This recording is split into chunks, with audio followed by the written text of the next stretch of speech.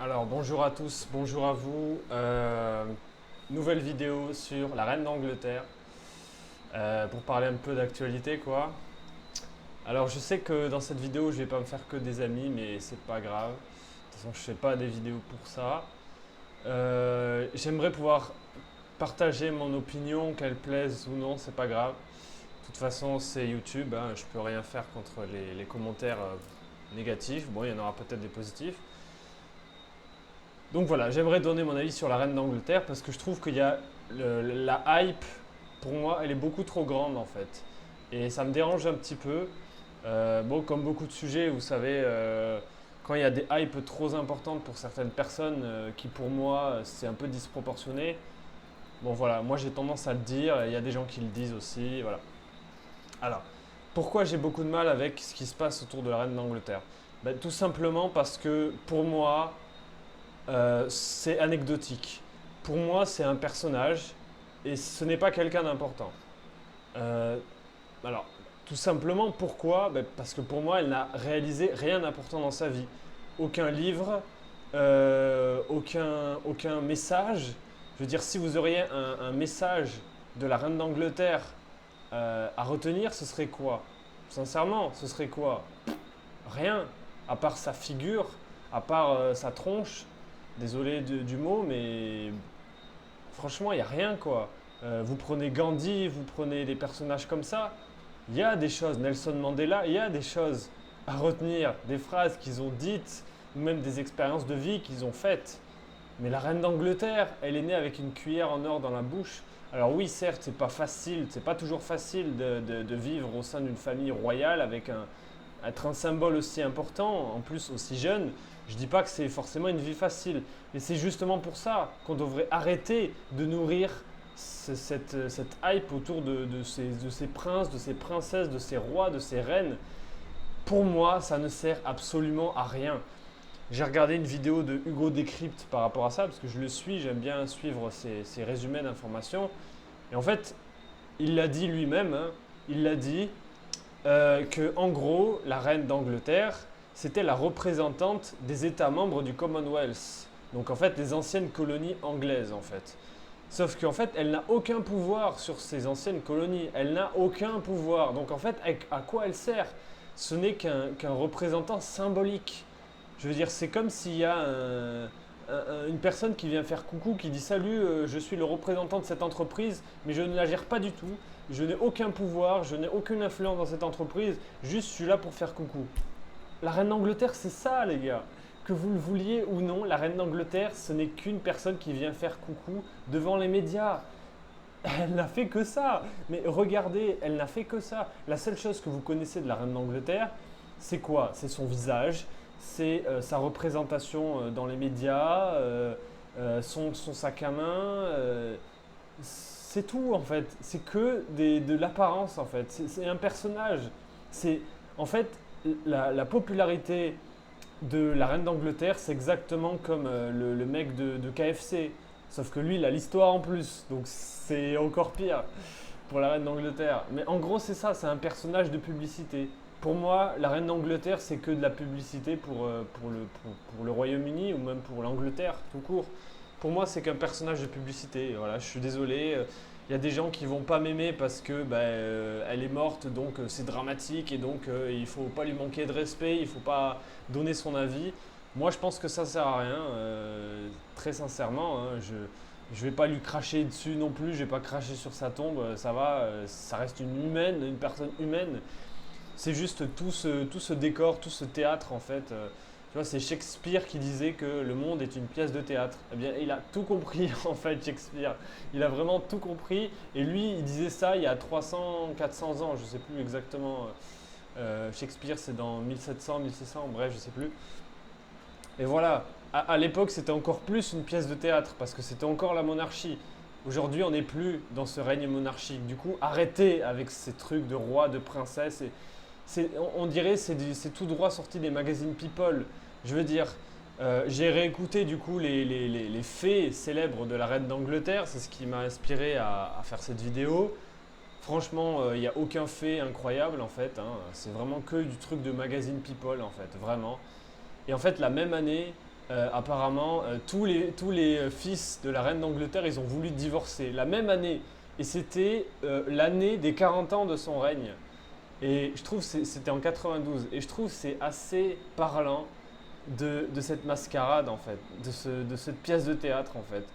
Je veux dire, la tradition fait que normalement, quand tu es en couple avec une personne et quand tu es prince, ou quand tu es princesse, mais là en l'occurrence c'était que des princes, eh bien forcément tu dois rester en couple.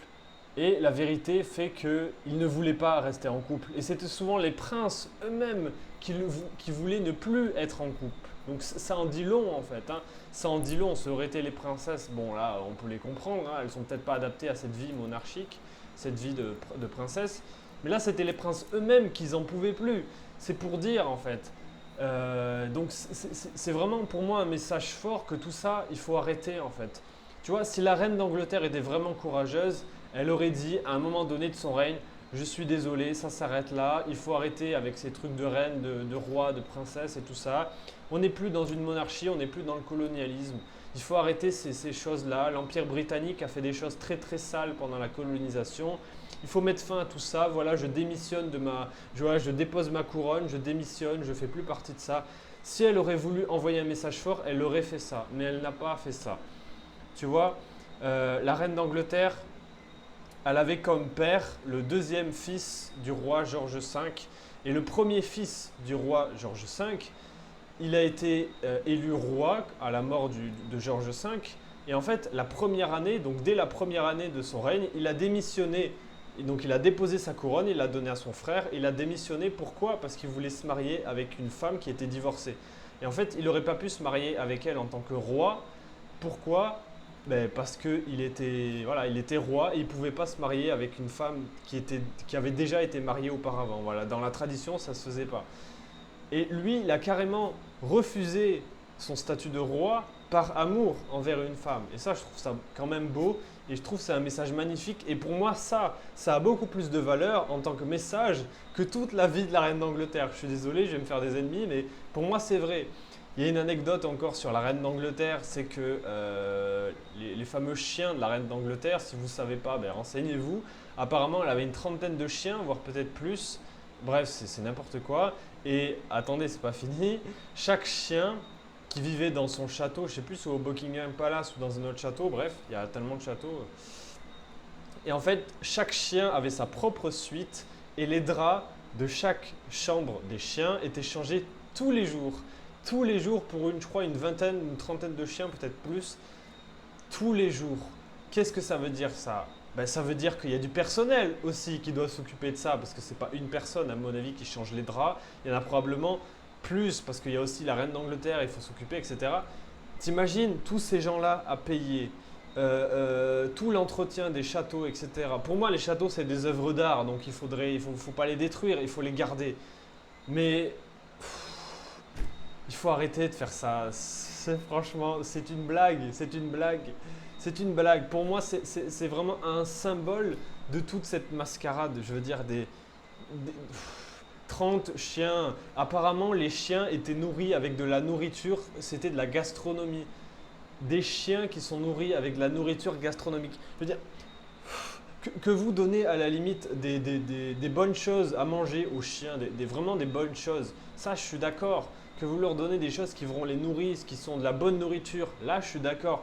Mais arrêtez de parler de gastronomie. Je veux dire, les chiens n'ont pas cette sensibilité à la gastronomie. Pourquoi leur donner de la gastronomie? Non, mais en fait, on dirait des lubies de riches. Voilà, c'est vraiment ça. Hein. C'est des lubies de riches qui vont commencer à acheter des vêtements en cachemire à leurs chiots. Tu vois, pour moi, on en est là en fait.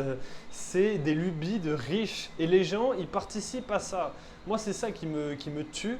C'est que, encore, si elle faisait ça toute seule dans son coin, bon, bah, elle est issue d'une famille de riches, qu'est-ce que tu veux y faire? Les familles bourgeoises, c'est ça. Mais en plus, les gens participent à ça. Quelque part, en lui donnant du crédit, en lui donnant de la force, en l'applaudissant, en faisant les minutes de silence, on donne du crédit à tout ça, alors que c'est qu'une mascarade, c'est qu'une pièce de théâtre qui n'a aucun sens. Ça n'a aucun sens, parce qu'en plus, elle n'a aucun pouvoir, la reine d'Angleterre. Elle n'a qu'un pouvoir symbolique. Mais c'est quoi un pouvoir symbolique? C'est rien, en fait. Quand il réfléchit 2 secondes, Un pouvoir symbolique, c'est presque un oxymore en fait. Un pouvoir symbolique. Mais c'est que tu n'as pas de pouvoir en fait, tu vois. Je veux dire, le pharaon à l'époque de l'Égypte, il avait un pouvoir symbolique en tant que pharaon avec son chapeau là, tu sais, enfin son chapeau, pardon, mais son couvre-chef avec la représentation pardon, de la Haute-Égypte et de la Basse-Égypte. Ça avait un pouvoir symbolique en fait, tout son attirail en fait qu'il possédait.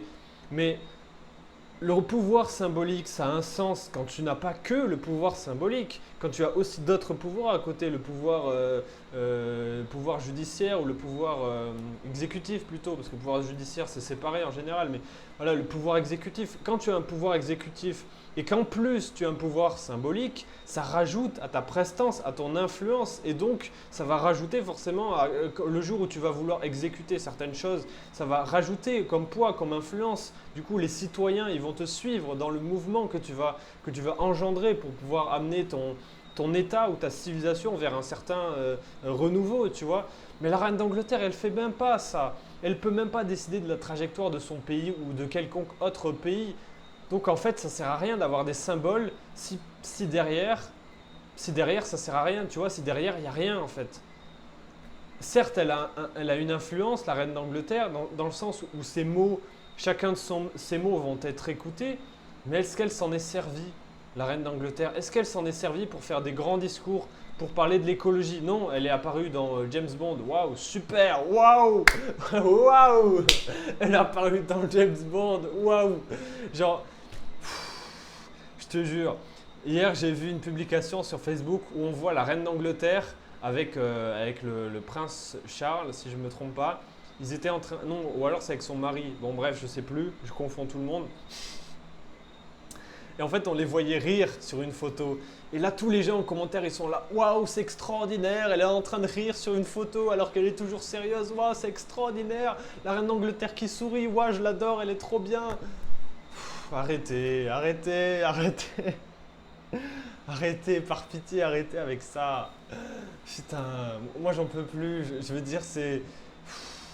Tu sais, en fait, c'est pareil. C'est comme si tu voyais Macron qui décidait de danser à une soirée. Tu vois, Macron qui danse à une soirée. Oh, c'est incroyable, Macron il sait danser. Waouh, c'est une personne normale. Waouh, mais au secours, au secours.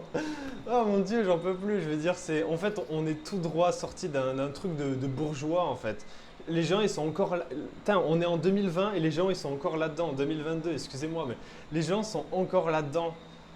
Non mais. Moi, j'en peux plus de tout ça, je sais pas quoi faire. Franchement, sauvez-moi, sortez de moi de cette société de fous. Non, mais franchement, mais réfléchissez 2 secondes. On parle d'humain, on parle d'être humain. Je veux dire qu'un être humain rigole, en quoi ça va être surprenant? Qu'un être humain rigole, oui, je sais, c'est la reine d'Angleterre, elle est censée être sérieuse sur toutes les photos, un minimum. Elle est censée faire un joli sourire pour la caméra, pour les appareils photo. Mais au-delà de ça, ça reste une personne normale. Excusez-moi, si une personne normale ne rigole pas, c'est qu'il y a un problème en fait. Donc souriez pour les caméras, mais ne rigolez pas surtout, hein. Non mais sérieux, sérieux. Il faut arrêter de nourrir tout ça, il faut arrêter. Je ne sais pas si vous serez d'accord avec moi sur tout ce que je vous ai dit dans cette vidéo, mais franchement, regardez-le d'un œil extérieur et demandez-vous pas si franchement c'est pas une rigolade tout ça en fait. Est-ce que tout ça, ça a vraiment un sens? Est-ce que tout ça, c'est pas le symbole, le reflet de notre société en fait? Notre société qui est trop basée sur les apparences, sur la notoriété, sur la popularité. On est trop basé sur ça. En fait, on est dans une société de TikTokers où en fait, ça a beaucoup plus comment dire? Où aujourd'hui, avoir 1 million d'abonnés sur TikTok, ça a plus de poids au niveau des gens que faire des vidéos de développement personnel, même si tu n'as que 1000 vues, tu vois, ce que moi je fais en fait, tu vois. Et ça c'est triste, ça c'est profondément triste en fait. Ça montre que la société est dans une crise existentielle, mais vraiment, hein, parce que c'est ça que ça veut dire. En psychologie, si tu analyses le truc 2 secondes, ça veut dire que notre société est dans une crise existentielle, qu'elle ne sait plus, qu'elle n'arrive plus à trouver de sens pour elle-même et du coup qu'elle en est à chercher une reconnaissance extérieure, Donnez-moi de la reconnaissance, donnez-moi de l'amour, donnez-moi des millions d'abonnés, vite, donnez-moi quelque chose pour que je puisse être quelqu'un. Je veux être quelqu'un, je veux être quelqu'un aux yeux des autres. Vite, pitié, je veux être quelqu'un aux yeux des autres. Pitié, je veux qu'on me reconnaisse, je veux qu'on me dise oui Axel, tu es quelqu'un, oui Axel, tu es le prince Axel, tu es le prince Axel de Bavière, voilà. Bravo, félicitations, tu es quelqu'un aux yeux de la société, aux yeux du monde entier, tu es devenu quelqu'un, youpi! Non, faut arrêter avec tout ça, faut arrêter avec tout ça, c'est de l'ego, c'est de l'ego. En psychologie, il y a ce qui s'appelle le phénomène de compensation. C'est quand tu as manqué de quelque chose à un moment donné dans ta vie, tu vas vouloir compenser un jour. Voilà. Par exemple, tu as les femmes qui se sont senties moches pendant leur enfance ou leur adolescence, elles vont vouloir compenser en faisant des photos magnifiques sur Instagram où elles se prennent en photo sur des posts qui les mettent en valeur. Voilà. Et ça, c'est un phénomène de compensation. Voilà, par exemple, les mecs qui vont se muscler pour pouvoir à tout prix ressembler aux personnes qu'ils admiraient quand ils étaient petits. Voilà, c'est des phénomènes de compensation. Je ne dis pas que c'est forcément négatif si tu l'utilises pour vraiment améliorer ton estime de toi et pour vraiment avoir une vie saine derrière. Mais si c'est pour combler un manque affectif, que finalement ça ne va jamais réellement le combler et qu'en fait tu vas simplement mettre une couche par-dessus une couche, ben en fait ça ne servira à rien, ça ne va rien combler du tout. Et le manque au fond de toi, il sera toujours là, tu vois. Tu pourras avoir une tonne de muscles, tu pourras avoir 1 million d'abonnés sur Instagram, le manque, il sera toujours là, au fond de toi. Et donc en fait, ça ne va rien combler du tout. Et voilà, en fait, il faut arrêter cette société des apparences, cette société de je suis quelqu'un, je veux devenir quelqu'un aux yeux des autres. Il faut arrêter avec ça parce que ça ne comblera jamais le vrai problème. Le vrai problème, c'est quoi? C'est que tu ne t'aimes pas au fond de toi. Tu es trop focalisé sur ce que les autres pensent de toi.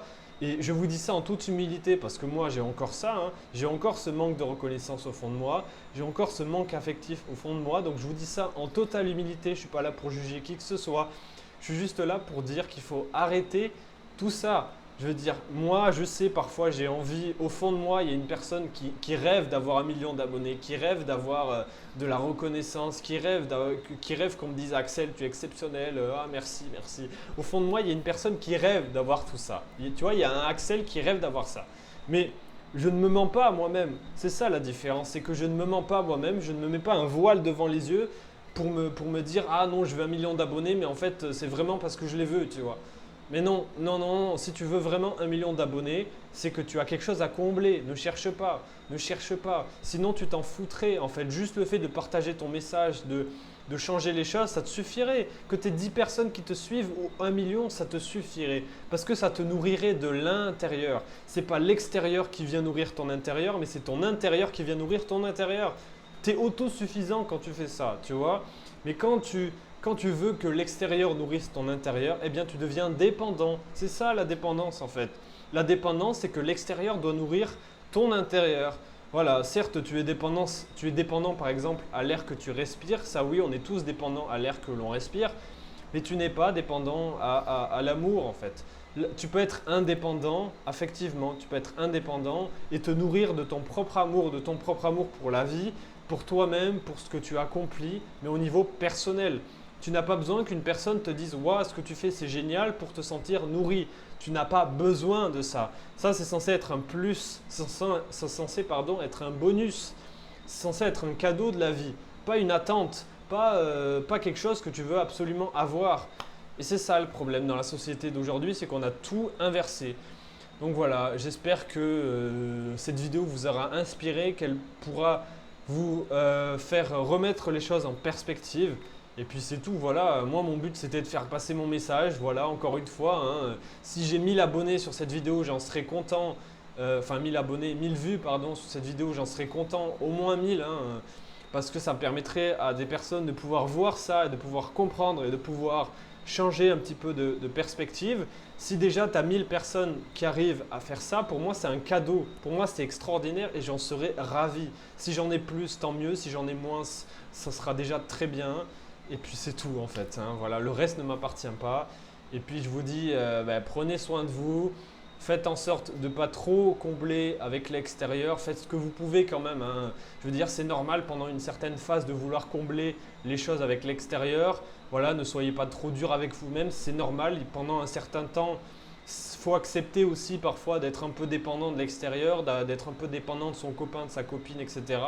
C'est une transition, mais il faut juste pas s'arrêter là. Il faut pouvoir évoluer vers son indépendance affective, vers son indépendance amoureuse vis-à-vis de soi, en fait. Voilà.